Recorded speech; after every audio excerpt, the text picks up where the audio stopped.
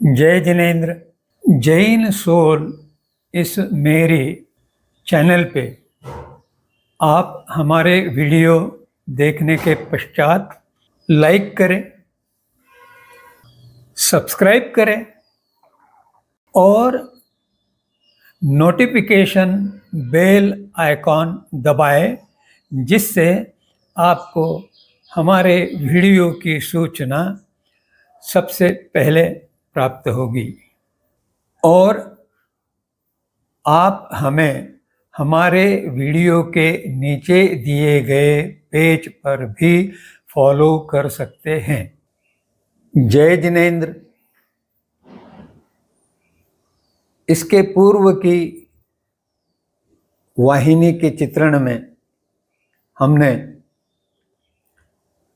द्रव्य और काल, इन दो महत्वपूर्ण विवक्षाओं के संदर्भ में अन्न का विचार किया। अब हम क्षेत्र और भाव, इन दृष्टियों से विचार करते हुए विवेचन को आगे बढ़ाते हैं। क्षेत्र, कहाँ बैठकर खाना चाहिए, खाना खाने का स्थान कैसा होना चाहिए, और इस संबंध में जैन दर्शन में बहुत व्यवस्थित मार्गदर्शन किया गया है। जैन चिंतकों ने अपवित्र स्थान, इस प्रकार की एक संकल्पना विकसित की है। और अगर आहार लेने वाले व्यक्ति की दृष्टि से विचार किया जाए तो शरीर क्षेत्र है और मस्तिष्क द्वारा उसका संचालन है। ऐसे परिस्थिति में अगर वह व्यक्ति भोजन करने के लिए इच्छुक नहीं है तो उसे भोजन नहीं करना चाहिए और न करवाना चाहिए, क्योंकि इस प्रकार अनिच्छा होने पर भोजन करने से भोजन के दुष्परिणाम अधिक होते हैं और व्यक्ति को व्याधि के अधीन होना पड़ सकता है। इसी प्रकार पेट भर खाना खाने के पश्चात मनुहार, आदरातिथ्य के नाम पर जो और अधिक भोजन कराया जाता है, वह भी अनिच्छा के रहते हुए भोजन कराना है। इसलिए इस प्रकार का भोजन अपवित्र स्थान माना गया है। इसी प्रकार कुछ लोग स्पर्धा लगाते हुए, एक दूसरे से होड़ करते हुए बहुत अधिक खाना खा लेते हैं, या अपने पसंद का पदार्थ आने पर उसे असीमित मात्रा में खा लेते हैं। यह भी शरीर के लिए हानिकारक है, क्योंकि जब शरीर की भूख का समाधान हो गया, उससे अतिरिक्त खाना या भोजन करना, यह शरीर को एक प्रकार से अपवित्र बना देता है और फिर इस प्रकार के खाद्य से व्यक्ति व्याधि को निमंत्रण देता है।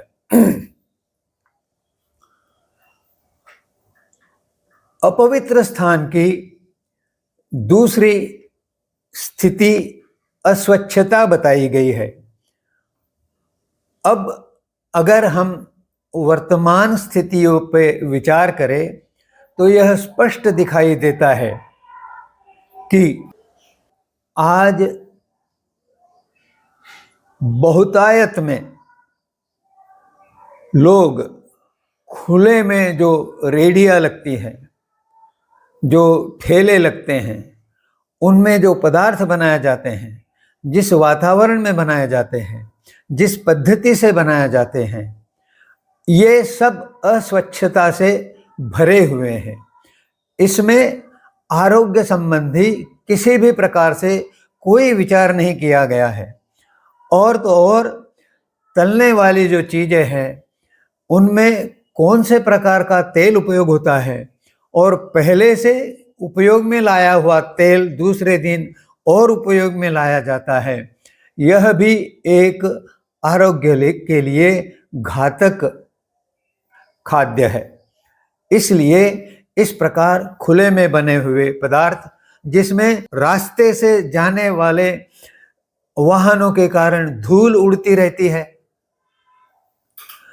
हवा के कारण कचरा उठता है और अन्न पदार्थों में गिरता है, प्लेटें वगैरह, पीने के पानी के गिलास वगैरह पूर्ण स्वच्छ नहीं किए जाते हैं।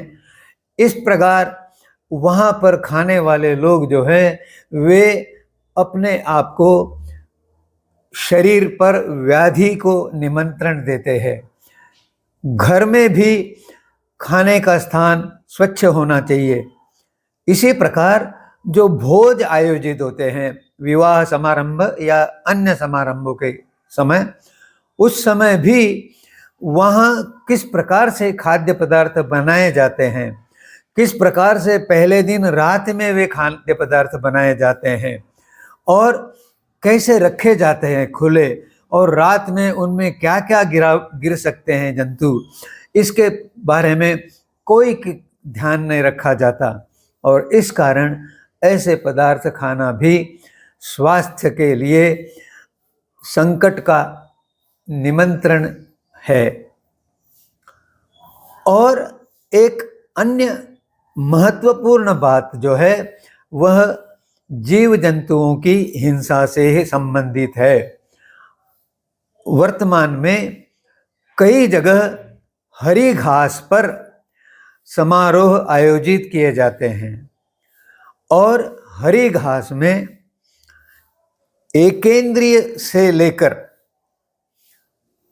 पंचेंद्रिय तक सभी प्रकार के जीवों का निवास रहता है। अगर हम एक कीटक की बात करें तो कीटक का अंडा, फिर उसकी इल्ली, फिर उसका रेंगने वाला कीड़ा, फिर उसका कोश में गया हुआ कीड़ा और बाद में पूर्ण विकसित कीड़ा, इस प्रकार की पांचों ही स्थितियों का विकास होता है। और इस विविध विकास अवस्थाओं में वे हरी घास में दबे हुए रहते हैं।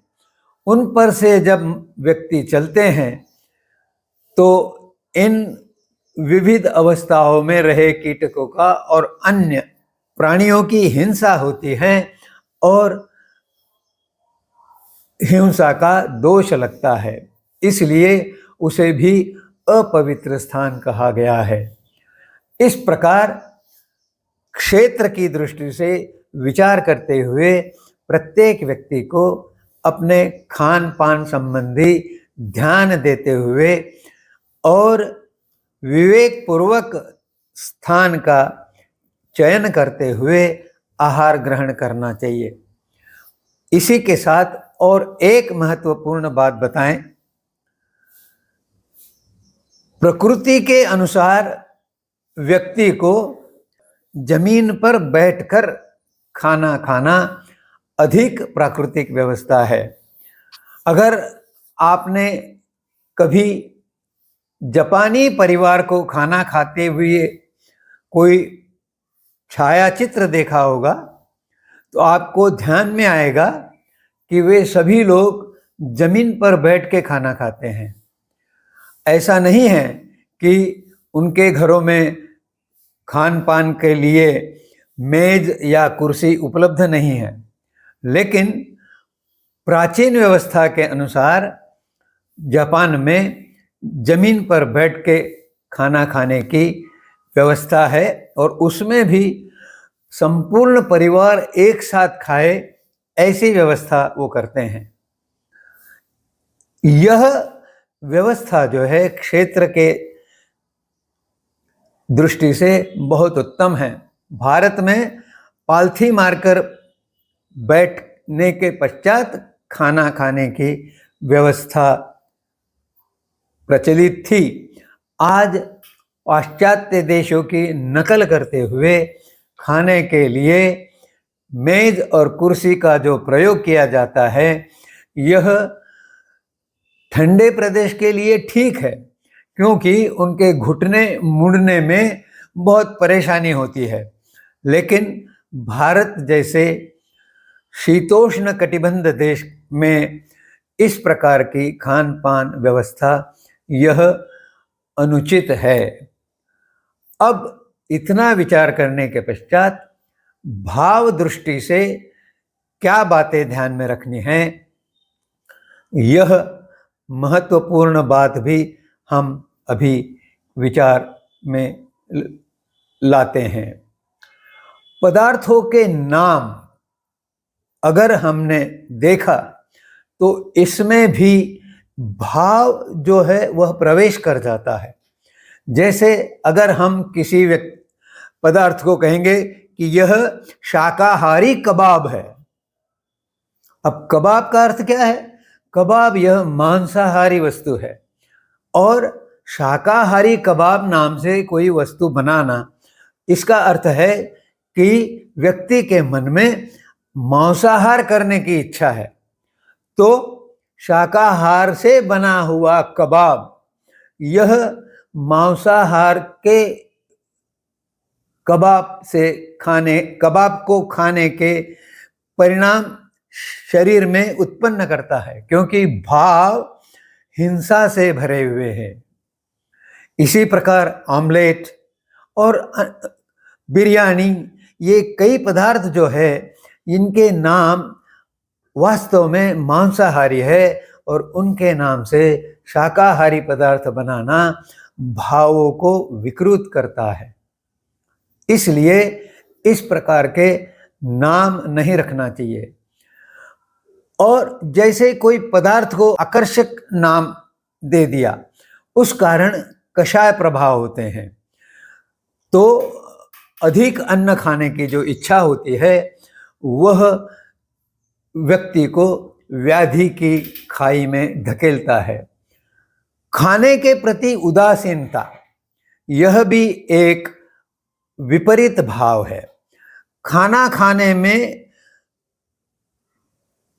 तटस्थ होना अलग बात है, लेकिन अन्न के प्रति उदासीनता होना यह अच्छी बात नहीं है।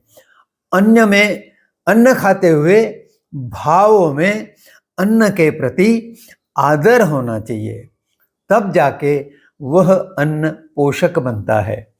भोजन की उपेक्षा करना, यह भी एक बहुत मात्रा में दोष समाज में फैला हुआ है। आए दिन यह सुनने को मिलता है, मुझे ये पदार्थ पसंद नहीं है, आपने क्यों बनाया? मेरे पसंद का पदार्थ होगा तभी मैं खाऊंगा, अन्यथा यह मैं नहीं खाऊंगा। यह भोजन की उपेक्षा किसी भी व्यक्ति के लिए उपकारक नहीं है। भोजन के प्रति आदर भाव होना आवश्यक है। इसी प्रकार जिसने भोजन बनाया है, उसके मन में कौन से भाव है भोजन बनाते समय।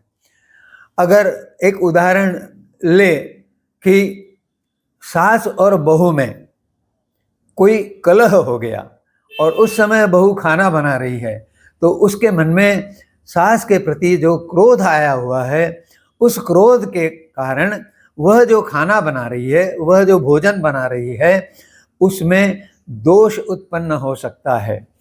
इसलिए भोजन बनाने वाले के मन में भोजन बनाते समय पवित्र भाव होने चाहिए। मेरे परिवार के सभी सदस्यों के लिए भोजन बना रही हूँ या भोजन बना रहा हूँ, इसलिए इसमें अच्छे से रस और अच्छे से अच्छे स्वाद का उत्पन्न होना चाहिए, और यह खाद्य पोषक बनना चाहिए। इस प्रकार अगर भाव विशुद्ध हो तो वह भोजन व्यक्ति के लिए पोषक बन सकता है। यहीं पर विवेचन रोकते हुए मैं आपसे निवेदन करता हूँ कि आपके मन में उठे प्रश्नों को कमेंट सेक्शन के माध्यम से प्रेषित करें और उनके उत्तर पाएं। जय जिनेंद्र।